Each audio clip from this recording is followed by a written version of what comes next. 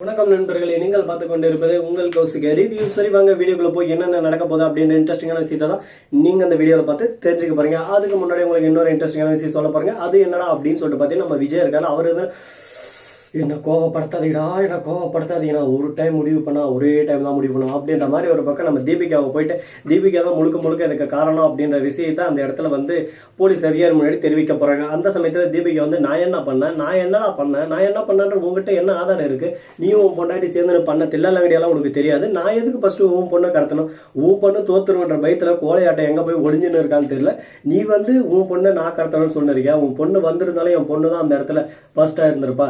அது உனக்கு தெரியாம நீ முட்டாள்தனமா உன் பொண்ணு பயந்துன்னு போயிட்டதுக்கு எங்களை காரணம் சொன்னிருக்க. இப்படிதான் என் தம்பியும் உன் பொண்டாட்டி காதலிக்கிறன்ற பேர்ல ஆசைவாசிய தூண்டி அவகிட்ட இந்த பணத்தெல்லாம் ஆட்டிய போட்டு அவனை கொண்டுட்டா. அது போலதான் நீயும் இப்ப பண்ணிட்டு இருக்க. எதுக்கடா இந்த பொழப்பு உங்களுக்கெல்லாம்? உங்களெல்லாம் அப்பவே ஜெயில தள்ளி கழிக்க என்ன வச்சுக்கணும்? உங்களை தக்க தண்டனை வாங்கி தரல. அந்த ஒரே காரணத்தால தான் எப்படியாவது அடுத்தவங்க குடும்பத்தை அழிச்சிடணும் சொல்லிட்டு ஆணவத்தோடய ஆங்காரத்தோடய சுத்தின்னு இருக்கீங்க. உங்களை மாதிரி ஆளுங்களெல்லாம் உயிரோடய விடக்கூடாது அப்படின்னு சொல்லிட்டு கோபத்தோட உச்சியில அப்படியே சும்மா கொந்தளிச்சுன்னு இருக்காங்க. அவங்க கொந்தளிக்கத்தை பார்த்ததும் நீங்க கொந்தளிக்கத்தை பார்க்கும்போது எங்களுக்கே பயமா இருக்கு சார் அப்படின்ற மாதிரி ஒரு பக்கம் நாமளும் டைலாக் போடலாம். என்னென்ன சொல்றான் பாத்தீங்களா கம்பி கட்டுற கதை அப்படின்ற மாதிரிலாம் ஒரு பக்கம் இருக்கும். என்னங்க பண்றது, வாழ்க்கை எல்லாருக்கும் ஒரே மாதிரி இருந்துறதுல, அதனால எல்லாத்துக்கும் எல்லா நேரமும் கண்டிப்பா வரும். அது போல நாமளும் ஒரு பக்கம் அடிச்சு ஆடலாம் அப்படின்ற மாதிரி நம்ம தலைவர் விஜய் அந்த வீடியோவை காட்டுறாரு.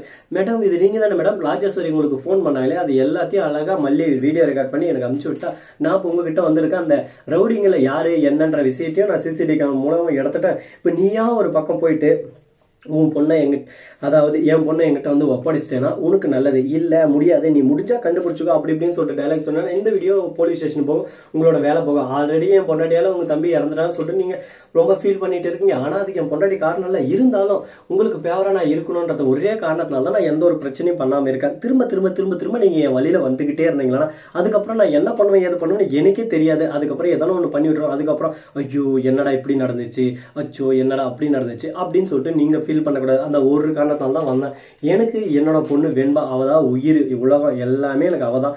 அப்படிப்பட்ட அவளை என்கிட்ட இருந்து பிரிக்க பார்த்தா நான் சும்மா விடுவேனா? இல்ல சும்மாதான் விடுவேனா சொல்லுங்க பார்க்கலாம் அப்படின்னு சொல்லிட்டு கேட்டதும் தப்புதான்பா, என் மேலதான் தப்பு, நான் இனிமே என் தப்பை ஒத்துக்கிறேன்பா, இதுக்கு மேல எந்த ஒரு பிரச்சனையும் வர மாட்டோம்பா, ஆளை விட்டா சரிப்பா அப்படின்ற மாதிரி ஒரு பக்கம் விலக பாக்குறாங்க.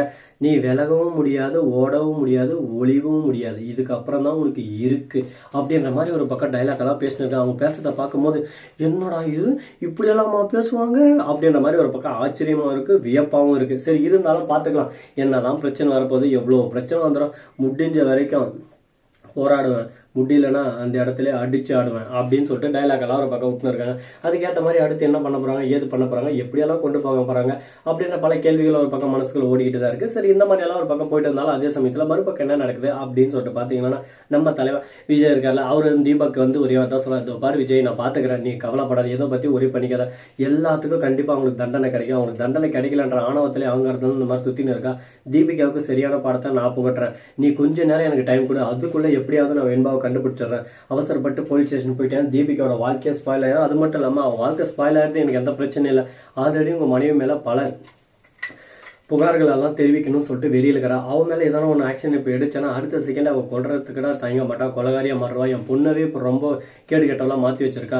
அது எல்லாமே கொஞ்சம் கொஞ்சமாக அவளுக்கு உண்மையில புரிய வச்சு உண்மையில தெளிய வச்சு நான் தான் அவளை திருத்தணும். அதுக்கான டைம் கொஞ்சம் எனக்கு ஆகாத மட்டும் கொடுங்க ப்ளீஸ், உங்களை கையெடுத்து கும்பிட்றேன் அப்படின்னு சொல்லிட்டு கேட்குறாங்க. இதை கேட்டதும் சரி ஓகே, இந்த அளவுக்கு ஒரு பக்கம் பணிவாகவும் அன்பாகவும் அக்கறையாகவும் கேட்குறாங்க. இதுக்கு மேலே இவங்களுக்கு நம்ம ஹெல்ப் பண்ணலாம் நல்லா இருக்காது, என்ன பண்ணலாம் எப்படி பண்ணலாம் அப்படின்னு சொல்லிட்டு யோசிக்க ஆரம்பிச்சிட்டாங்க. யோசிக்கிற வரையும் யோசிச்சுனே ரசா, உனக்கான நேரம் உனக்கான காலம் இது, நீ யோசிச்சு ஆடு மாப்ள அப்படின்ற மாதிரி தான் ஒரு பக்கம் இருக்கு. இப்ப நம்ம விஜய் யோசிச்சு சரி ஓகே என்னோட பொண்ணு எந்த ஒரு இது இல்லாம எனக்கு வந்துடணும் அப்படின்னு சொல்லிட்டு சொல்ல, மறுபக்கம் வெண்பாவுக்கு ஸ்லோ பாய்சன் மாதிரி இன்ஜெக்ஷன் போட்டிருக்காங்க. அந்த இன்ஜெக்ஷன் வந்து கொஞ்சம் கொஞ்சமா பெரிய ஆளுங்க இருந்தால் ஓகே அவங்க மயக்கத்திலே போயிடுவாங்க. ஆனால் சின்ன குழந்தைங்க இருந்தாலும் அந்த மயக்கத்துலேருந்து எல்லாத்தையும் 2 or 3 days ஆகும். அதுக்குள்ள அவங்களுக்கு நம்ம இழப்பில்லைன்னா அவங்களோட உயிர் அவங்கள விட்டு பிரிஞ்சிடும். அதுக்கப்புறம் ஒண்ணுமே பண்ண முடியாது அப்படின்ற ஒரு சூழல்ல தள்ளப்பட்டிருக்காங்க. இப்ப எப்படி காப்பாற்ற போறோம், என்ன பண்ண போறோம்னு சொல்லிட்டு தெரியாம பதட்டம், பயம் எல்லாமே ஒரு பக்கம் அதிகமாயின்னு போயின்னு இருக்கு. இப்ப என்னடா பண்றது, வேற வழியே இல்லையா, தீர்வே இல்லையா, தீர்வுக்கே தீர்வு கொடுக்குறது நீங்களாவா இந்த மாதிரி பண்றீங்க, ஏன் சார் இந்த மாதிரி எல்லாம் பண்றீங்க அப்படின்ற மாதிரி தான் சின்ன குழந்தை ஐசு, அதாவது வெண்பாவோட கிளாஸ்மேட், அந்த மாதிரி ஐசு மாதிரி தானே அவ்வளோ ஒரு சின்ன குழந்தை, அதெல்லாம் புரியாதா, ஏன் இந்த தீபிகா அந்த மாதிரி பண்ணிட்டு இருக்கா, மனசாட்சியே இல்லாமல் அப்படின்னு சொல்லிட்டு நமக்கு தோணும். என்னங்க பண்ணுறது, அவள் கேடு கெட்டவ, அவகிட்ட நம்ம பேசவும் முடியாது, பேசாமல் இருக்கவும் முடியாது, சொல்லவும் முடியாது, சொல்லாமல் இருக்கவும் முடியாது. என்ன பண்ண முடியாதுலாம் பண்ணட்டும், எல்லாமே அந்த கடவுள் பார்த்துட்டு தான் இருக்காரு அப்படின்னு சொல்லிட்டு நிறைய பேர் சொல்லுவாங்க. ஆனால் கடவுள் பார்த்துட்டு இருந்தால் இப்போ வந்து வயநாட்டில் ஒரு நில அப்படியே மண்ணெல்லாம் சரிஞ்சு வச்சுல அதில் ஒரு 5 பேர் உயிரிழந்தாங்க. அப்போ என்னன்னா கடவுளே, அதுக்கு முன்னாடி வயநாட்டில் ஒரு இது நடந்துச்சு, அதில் ஒரு 200-300 பேர் இறந்தாங்க. அப்போ எங்கே போனார்? அது மட்டும் இல்லாமல் நிறைய கொலை கர்பாலி அந்த மாதிரி நடந்திருக்கு. அப்போ எங்கே போனார்? எங்கேயுமே எந்த ஒரு கெட்டது நடக்கிறதாலையும் வராமல் சின்ன சின்ன குழந்தைங்க அப்படின்ற மாதிரியெல்லாம் இறக்குற சமயத்தில் எங்கே போயிட்டாரு அப்படின்னு சொல்லிட்டு லாஜிக்காக யோசிச்சு பார்த்தா யாருமே இல்லை. நாம தான் காத்தானுங்க. யாரும் ஒருத்தர் அவர் வருவார் இவர் வரணும்னு யாரையும் நம்பக்கூடாது. நம்ம வாழ்க்கையில் நாம தான் ஒரு பக்கம் முன்னேற, நாம தான் முன்னேற படிக்கட்டால் இருக்கணும் அப்படின்ற விஷயத்த நம்ம கண்டிப்பாக தெரிஞ்சுக்கணும்.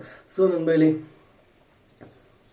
இது மட்டும் இல்லாமல் இன்னும் நிறைய இன்ட்ரெஸ்டிங்கான விஷயத்தெல்லாம் நம்ம தெரிஞ்சுக்கணும். அதுக்கு என்ன பண்ணலாம், எது பண்ணலாம் அப்படின்ற விஷயத்த நம்ம கஷ்டம் மல்லியை பிடிச்ச எல்லாரும் மறக்காமல் லைக் பட்டனை தட்டி விட்டு போங்க. ராஜேஸ்வரி, தீபிகா பிடிக்காத நண்பர்கள் மறக்காமல் கமெண்ட் செக்ஷனில் நல்லா கழுவி ஊற்றி விட்டு போங்க. நீங்கள் கழுவி ஊற்றுற ஒரு வார்த்தையும் அவங்களுக்கு சுருக்கு நறுக்குன்னு. அதுக்கப்புறம் இந்த பிரச்சனைக்கு அவங்க இன்வால்வ் ஆக மாட்டாங்க. இந்த வீடியோ பிடிச்சிருந்தா லைக் பண்ணுங்கள், கமெண்ட் பண்ணுங்கள், ஷேர் பண்ணுங்கள், டிண்டிங் பெல்லை தட்டி விட்டு போங்க. அப்போ தான் நாம போகிற அடுத்தடுத்த வீடியோ உங்களுக்கு உடனுக்குடன் நோட்டிஃபிகேஷனில் வந்து கொண்டே இருக்கும். மிக்க நன்றி. தேங்க்ஸ் ஃபார் வாட்சிங். Tata, see you. நன்றி, வணக்கம், வந்தனம், இருக்கேன்.